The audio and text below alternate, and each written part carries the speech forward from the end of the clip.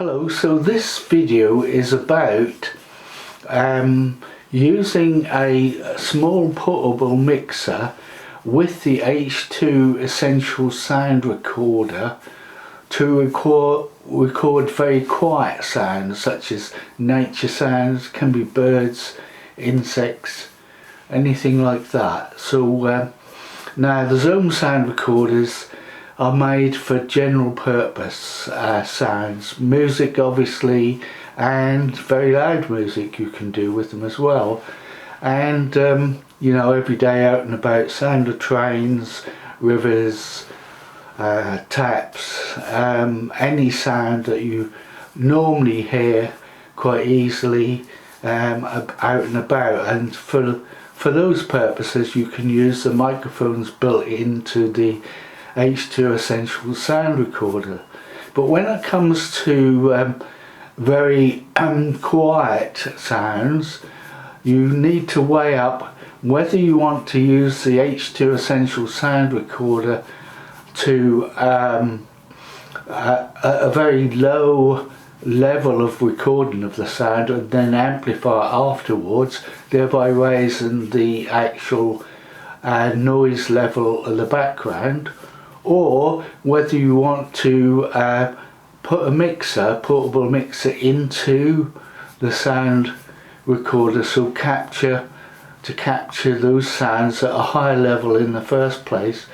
So it just a balance on which method raises the sound level more than the other method. So if the background sound level, signal to noise ratio is lower in one method, you can use the other method with a higher signal to noise ratio. So I'm just going to show you some of the things you can use. This is not an actual sound test video or testing the H2 Essentials in that way, because I've already done that, and this I just wanted to show you roughly what I used for it.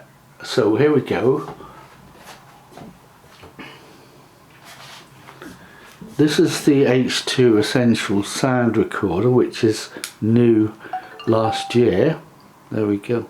I'll just bring that to the camera. Rec standby. Remaining time 42 hour 54 minute. Battery level medium. Front mic off. Rear mic off. Mics at 90 degrees. Low cut off. And this, as you hear, this talks to you if you want it to, but I like that. I think that's a good feature and very useful. Anyway, so you've got your line input there. Let me just go to the and get it to focus on that. Okay, and you've got your headphone input on the other side. Now with very quiet sounds, it's probably best to use headphones to monitor as you go along. I mean, some people use headphones as a matter of course anyway to monitor the sound recording, but you don't always have to on these because it gives you a sound level on the recording. Obviously you can't see anything because I've got the mics turned off on here, but so this is a mixer I had a few years actually, and what I used with the H2N sound recorder. So this is the Behringer Zen-X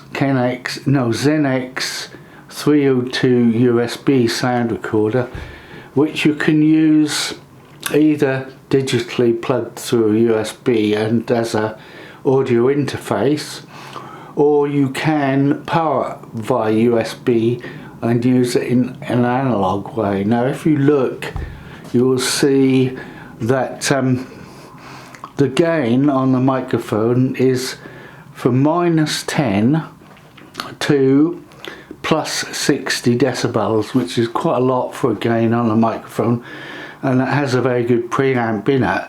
And also you've got more gain on the level, which goes from minus infinity through to whatever the maximum is. And also you've got gain on the main mix as well, so you can easily put more into the sound recorder than that can take, which is minus 7 decibels. So you need to be very careful with your volume controls, your gain control, your level control and your main mix control to make it correct for the quiet sounds. And the other thing is, you want to avoid loud sounds when you're recording something very quiet, because that'll soon go over the top. And the thing is with very quiet sounds is you need to also work out where you're going to put your microphone. So for my test I just used an ordinary dynamic microphone here, but they're not the most sensitive microphones, although when you plug it in with this 60 decibels of gain they can be quite sensitive and were in my particular test. But normally you probably use a condenser mic or a more sensitive mic anyway, but you need to decide where it's going to go, if you can get it really close to what you're recording or you need to be at a distance. So if you're more at a distance, oh yeah, I'll just show you, this is an old power bank that I had probably nearly 10 years now, but it still works really well, and you can use that to power your mixer.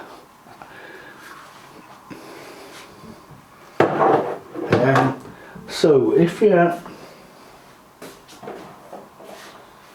now I chose everything that was small and portable for my test, but if you need to get a distance away from birdsong or whatever, there is these parabolic microphones, and this one is a condenser microphone and takes 48 volts of phantom power, which that works quite well with that mixer.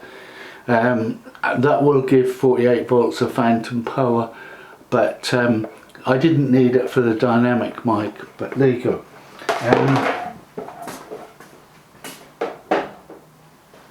So you can record from a distance using a microphone set up like that, but it's quite cumbersome. You really need a vehicle if you're going to take that. I mean, it looks strange if you take it on the bus, but you know, but you can plug any sort of mic that will go into the combined socket, which is an XLR or jack that can go into that particular mic socket to get that amount of gain. The other sockets won't give you anything near that amount of gain. So yeah, so that's for really when the H2 Essential sound recorder won't get a loud enough signal to that you have to amplify it too much in editing, so you can actually record even tiny insect sounds or things like this, as long as obviously you've got to keep very quiet yourself, and you also want to be in a very quiet environment so other extraneous sounds, ambient sounds, are not picked up by the microphone or microphones, because you can obviously put several microphones into there if you mix them beforehand. Anyway, that's just about this video was about. I mean, it's mainly just to show what can be done on a budget. I mean, obviously there's specialist equipment to do these kind of things, but if you're a hobbyist and you're doing video of something small like an insect or even birds and things like that, just general wildlife, you can use that for the sound. Anyway, thank you for watching.